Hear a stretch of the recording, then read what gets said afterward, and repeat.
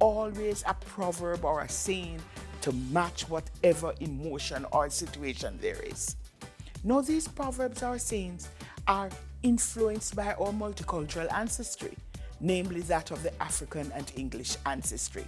And of course, it's not just the saying or the proverb, it's how you say it too. No cup, no brok. No coffee, no throwaway. And if you were to say that in English, no cup has been broken, therefore coffee hasn't been spilt.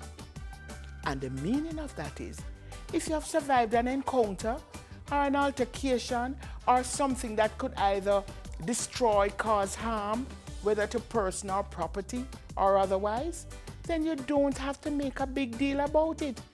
You give thanks, because guess what? No cup, no brok, no coffee, no dashway.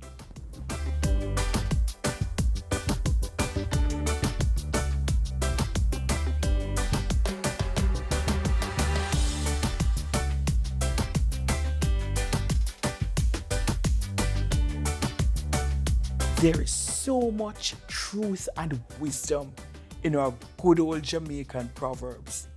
So we need to claim our heritage, know our culture, get to know with Jamaican proverb them, and use them when we really need to.